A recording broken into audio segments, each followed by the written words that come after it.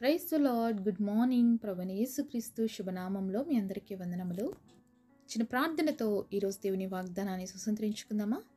పరిశుద్ధుడైన తండ్రి, నీ ఘనమైన శ్రేష్టమైన నామాన్ని బట్టి వందనాలు చెల్లిస్తున్నాం ప్రభా. ఉదయకాల సమయంలో ప్రభా నీ సన్నిధిలో ఉండడానికి ఇచ్చిన కృప కొరకై వందనాలు తండ్రి. ఈ దినమంతటి కొరకు మమ్మల్ని సిద్ధపరచండి. మా ఆధ్యాత్మిక జీవితమునకు అవసరమైనటువంటి విలువైన మాటల చేత మా అందరితో మాట్లాడమని, దర్శించమని యేసు నామములో ప్రార్థిస్తున్నాము తండ్రి. ఆమేన్. ఈరోజు దేవుని వాగ్దానము కీర్తనల గ్రంథము 32వ అధ్యాయం 10వ వచనం. యెహోవా యందు నమ్మిక ఉంచువానిని కృప ఆవరించుచున్నది. Psalms chapter 32 verse 10. He that trusteth in the Lord, mercy shall compass him about.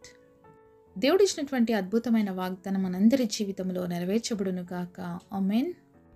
మరి దేవుడు ఉదయకాల సమయంలో మనందరితో ఒక మాట చెప్తున్నాడండి. దేవుడి పైన మనం నమ్మకం ఉంచాలి. ఎవరైతే దేవుడి పైన నమ్మకం ఉంచుతారో దేవుని యొక్క కృప వాళ్ళని ఆవరిస్తుంది. కృప అనే పదానికి మరి ఏ యోగ్యత లేకున్నా, ఏ అర్హత లేకున్నా, కేవలం దేవుని యొక్క జాలి, దయ, కనికరమును బట్టి పొందుకోవడాన్ని మనం కృప అంటామండి. ఈరోజు నువ్వు దేనికి అర్హత లేదు అని బాధపడుతున్నావేమో, నా జీవితంలో దీన్ని పొందుకోవడానికి నాలో ఏ క్వాలిఫికేషన్ లేదు, లేకపోతే నేను అంత గొప్ప వ్యక్తిని కాదు, ఇది చేయటానికి నా వల్ల అవ్వదు, ఇలాంటివి మనం చాలాసార్లు మన జీవితంలో ఛాలెంజెస్ని ఫేస్ చేస్తూ ఉంటాం. ఇది అవుతుందా నా జీవితంలో, ఇది జరుగుతుందా నా జీవితంలో అని మనం చాలాసార్లు క్వశ్చన్ మార్క్స్ వేసుకుంటున్న పరిస్థితిలో దేవుడు ఏం చెప్తున్నాడు తెలుసు? నువ్వు నమ్మితే తప్పకుండా నా కృపను చూస్తావు అని దేవుడు సెలవిస్తున్నాడండి. మనుషుల్ని చాలాసార్లు మనం నమ్ముతాము, మన చుట్టూ ఉన్న పరిస్థితులను చూసి నమ్ముతాం, కానీ దేవుడి పైన నమ్మకం ఉంచడానికి చాలాసార్లు మనం వెనకాడతామండి. మరి పరిస్థితుల్ని బట్టి మనుషుల్ని మనం నమ్ముకున్నప్పుడు మన జీవితాల్లో చాలాసార్లు విఫలమైనాం. కానీ యెహోవా యందు నమ్మిక ఉంచువాడు ఏది కూడా కొదువ లేకుండా సమస్తాన్ని కూడా పొందుకుంటాడండి.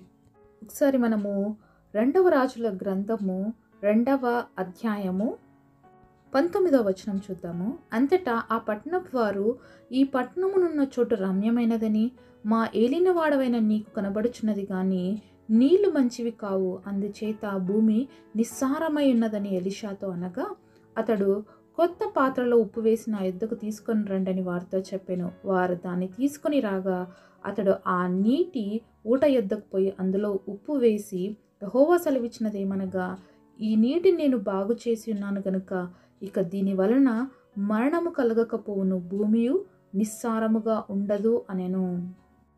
ఇక్కడ ఎరికో అనేటువంటి ప్రాంతంలో ఉన్నటువంటి ప్రజలు వచ్చి మరి ప్రవక్త అనేటువంటి ఎలీషాతో చెప్తున్నారు, అయ్యా ఈ ప్రాంతం చూడడానికి చాలా బాగుంది, కానీ ఇక్కడున్న నీళ్లు ఏమాత్రం పనికిరావు, నిస్సారమైనటువంటి నీళ్ళయ్యా, మాకు చాలా ఇబ్బందిగా ఉంది నీళ్ళతో అని చెప్పినప్పుడు మరి ఎలీషా ప్రవక్త చెప్పాడు, ఆ నీటిలోకి ఉప్పు కలిపేసి ఎక్కడైతే ఆ యొక్క నీటి ఊట ఉందో అక్కడికి వెళ్ళి ఆ నీళ్ళు పోసినప్పుడు మరి అతను ఒక మాట అన్నాడు అక్కడ ప్రార్థన చేస్తూ, మరి ఈ నీళ్ళు ఇంకెప్పటికి కూడా నిస్సారంగా ఉండకూడదు అని చెప్పినప్పుడు అద్భుత రీతిగా మరి నిస్సారవంతమైనటువంటి ఆ నీళ్లు సారవంతమైనటువంటి నీళ్లుగా మార్చబడ్డాయండి.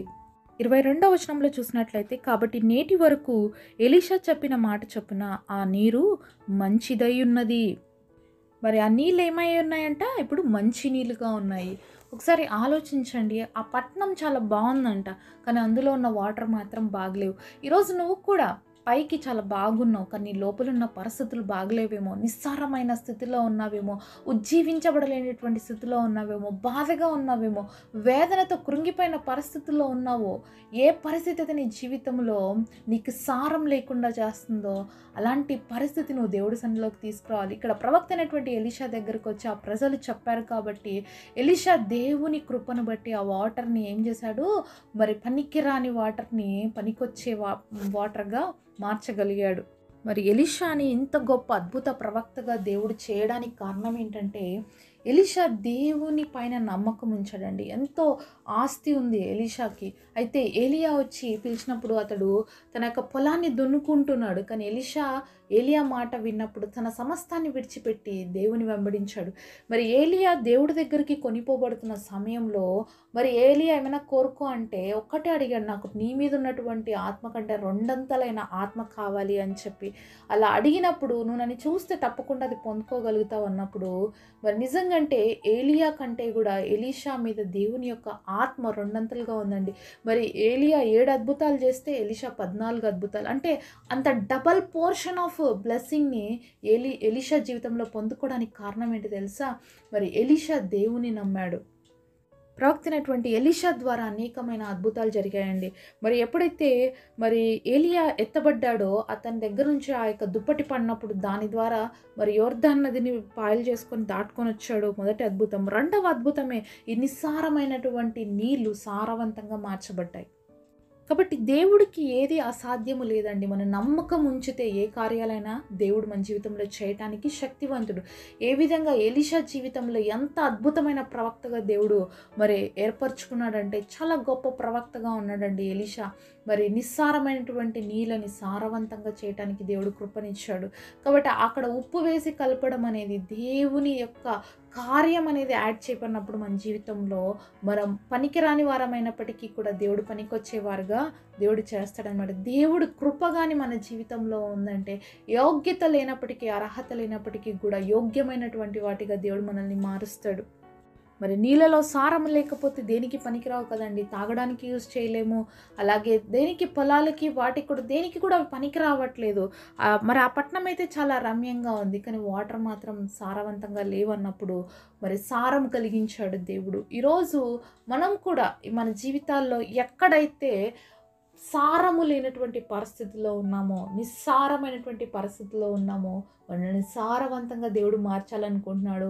నువ్వు నమ్మిక ఉంచితే దేవుని కృపను బట్టి దేవుడు ఆ కార్యం చేస్తాడు. అంటే ఎక్కడ పనికిరామని అనుకుంటున్నామో అక్కడే పనికొచ్చే పాత్రగా చేస్తున్నాడు. ఎక్కడ ఏ వాటర్ అయితే పనికిరావన్నాడు అని చెప్పారు ఆ ప్రజలు, మరి ఆ వాటర్ దగ్గరికి, ఆ ఊట దగ్గరికి వెళ్ళి అక్కడ ఉప్పు కలిపిన నీళ్ళు పోసినప్పుడు అవి ఎంత సారవంతంగా మార్చబడ్డాయో ఈరోజు నీ జీవితంలోకి యేసు ప్రభుని నువ్వు మరి ఆహ్వానించు. నీ జీవితం ఏ విధంగా మారుతుందంటే సారవంతంగా మారుతుంది. నిస్సారవంతమైన జీవితాన్ని మనలో నుంచి తొలగించడానికే యేసు ప్రభు మానవుడిగా ఈ లోకానికి వచ్చాడండి. నేను పనికిరాను, దేనికి చేతగానటువంటి దాన్ని నన్ను ఎవ్వరూ మరి ఎన్నిక చేసుకోరు, నేనంటే ఎవరికి ఇష్టం లేదు, ఎవరికి నా అవసరత లేదు అని చెప్పేసి నువ్వు బాధపడుతున్నట్లయితే నిన్ను ప్రేమిస్తున్న దేవుడు నీ కోసమే ఈ లోకానికి వచ్చి కల్వరి శిలువలో ప్రాణం పెట్టాడు. ప్రాణం కంటే నిన్ను ఎక్కువగా ప్రేమిస్తున్నాడు.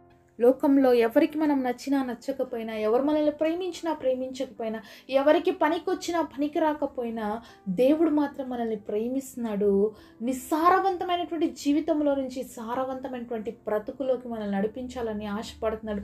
మోడుబారినటువంటి జీవితంలో నుంచి చిగురించిపో చేసేటువంటి అనుభవాన్ని దేవుడు ఇవ్వాలని ఆశపడుతూ ఉన్నాడు. ఎక్కడ కృంగిపోయావో, ఎక్కడ చీ అనిపించుకున్నావో, ఎక్కడ అందరూ నిన్ను వెలివేసిన పరిస్థితిలో నువ్వు ఉన్నావో అక్కడ ఆ స్థానంలోనే తిరిగి దేవుడు నిన్ను హెచ్చించాలని ఆశపడుతున్నాడు. అయితే నువ్వు నమ్మకం ఉంచుతావా దేవుడి పైన? నువ్వు నమ్మకం ఉంచగలిగితే నువ్వు గొప్ప దీవెన చూస్తావు నీ జీవితంలో. ఎన్ని రోజులు నీ మనుషులు నమ్ముకున్నావు, పరిస్థితులు నమ్ముకున్నావు, అన్నీ టేస్ట్ చేసి చూసావు, కానీ యేసయ్యని టేస్ట్ చేసి చూసావా? ఒక్కసారి యేసు ప్రభు దగ్గరకు వస్తే నీ జీవితం మార్చబడుతుంది, నీ బ్రతుకు మార్చబడుతుంది, అద్భుతాల చేత నింపబడుతుంది. ప్రవక్తైనటువంటి ఎలీషాతో వాళ్ళు చెప్పుకున్నటువంటి ఆ యొక్క వాటర్ సమస్య మరి ఏ విధంగా తీర్చబడిందో అలాగే ఈరోజు నీ సమస్య ఏదైతే ఉందో నువ్వు దేవుడి దగ్గర చెప్పుకున్నప్పుడు, నీ పరిస్థితి ఏదైతే ఉందో నువ్వు విశ్వాసముతో నమ్మకంతో దేవుడి దగ్గరకు వస్తే తప్పకుండా దేవుడు కార్యాలు చూస్తాం. ఎందుకంటే ఎరికో పట్టణంలో ఉన్న ప్రజలు గమనిస్తున్నారు. మరి ఏలియా ఎత్తబడ్డాడు, ఇప్పుడు ఎలీషా ఏం చేస్తాడు, ఆయన పరిస్థితి ఏంటి అని చూస్తూ ఉన్నారు. ఎప్పుడైతే వాళ్ళు గ్రహించారో ఏలియా పైన ఉన్నటువంటి ఆత్మ కంటే ఎలీషా పైన దేవుని ఆత్మ రెండంతలుగా ఉందని వాళ్ళ సమస్యను తీసుకొచ్చినప్పుడు దేవుని కృపను బట్టి వాళ్ళ అద్భుతాన్ని చూడగలిగారు. ఈరోజు నీ జీవితంలో కూడా నువ్వు అద్భుతాన్ని ఎక్స్పెక్ట్ చేస్తున్నట్లయితే నువ్వు చేయవలసింది ఒక్కటి, దేవుని పైన నమ్మకం ఉంచటం. తద్వారా నీ జీవితంలో గొప్ప కార్యాలు చూస్తావు, దేవుని కృప చేత నింపబడతావు. అట్టి కృప దేవుడు మనందరూ దయచేయునుగాక. ప్రియమైన యేసయ్య, ఈరోజు మీరు మాకు ఇచ్చిన ఈ ప్రామిస్ కొరకు మీకు స్తోత్రాలయ్యా. ఈ ప్రామిస్ని మా అందరి జీవితంలో నెరవేర్చండి తండ్రి. నీపై నమ్మకం ఉంచి నీ కృపను పొందుకునే భాగ్యమును అర్హతను మాకందరికీ దయచేయమని, ఈ విధంగా ఎరికో ప్రజలు అద్భుతాన్ని రిసీవ్ చేసుకోగలిగారో మేము కూడా నీ దగ్గర నుంచి అద్భుతాలు పొందుకొని నీ మహింపరిచే కృపనివ్వమని యేసు నామములో ప్రార్థిస్తున్నాం తండ్రి. ఆమేన్. ఈరోజు బర్త్డే అలాగే వెడ్డింగ్ యానివర్సరీ సెలబ్రేట్ చేసుకుంటున్న మీ అందరికీ కూడా wish you happy birthday and happy anniversary.